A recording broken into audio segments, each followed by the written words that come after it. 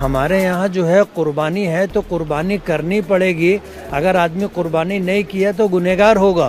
बाबा बागेश्वर धाम है, उन्होंने कहा है कि बलि प्रथा बंद होनी चाहिए। कि देवी देवताओं के नाम पर जो बलि दी जाती है वो मुस्लिम समाज में कुर्बानी देने के मुकाबले में बहुत ज्यादा है। हमारे साथ मालेगांव के विधायक मुफ्ती इस्माइल, उनसे बात करते। मुफ्ती जी, आपसे जानना चाहेंगे, नितेश राणे ने कहा है बकरीद को लेकर कि जिस तरह से इको फ्रेंडली होली मनाई जाती है, दिवाली मनाई जाती है, बकरीद को भी वर्चुअल मनाइए आप।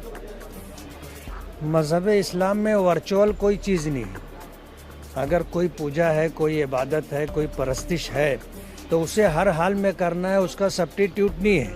जैसे नमाज है तो नमाज पढ़नी पड़ेगी, रोज़ा है तो उपवास है तो रखना पड़ेगा, इसी तरह ज़कात है, हज है और इसी तरह कुर्बानी है। तो हमारे यहाँ जो है कुर्बानी है तो कुर्बानी करनी पड़ेगी। अगर आदमी कुर्बानी नहीं किया तो गुनहगार होगा।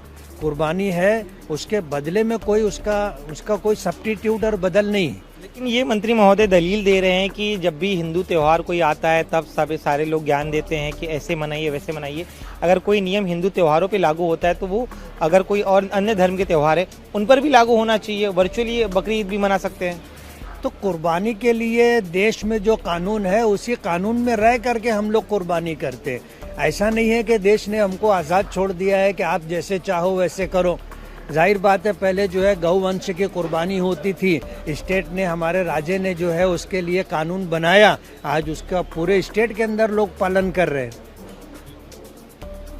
इसके साथ ही में बाबा बागेश्वर धाम है, उन्होंने कहा है कि बलि प्रथा बंद होनी चाहिए। न सिर्फ मुस्लिम समाज बल्कि हिंदू समाज में भी बलि प्रथा होती है, उस पर बंद होना चाहिए। उस पर आपका क्या कहना है?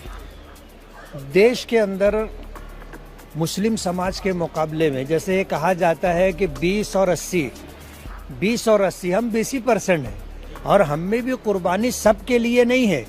कुर्बानी उनके लिए है जिनके पास माली ताकत हो, वही साहिब निसाब हो तो कुर्बानी करेंगे, और ऐसे बहुत थोड़े लोग हैं।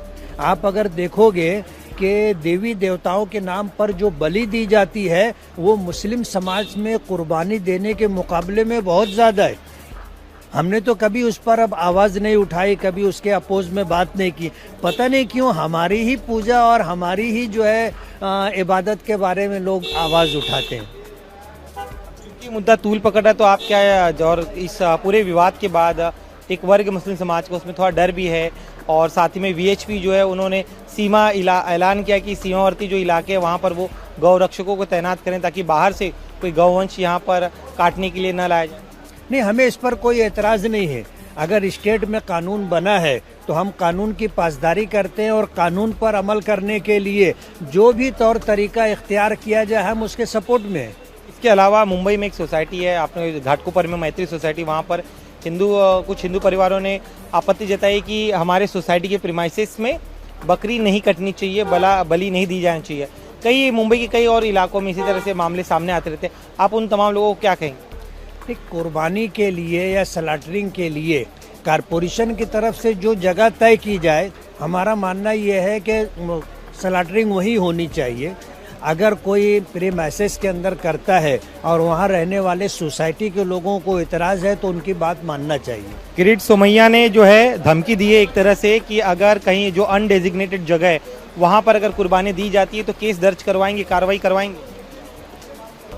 अगर नियम है तो नियम में रह के काम करना चाहिए, नियम से बाहर जाकर के काम करना ये बराबर नहीं।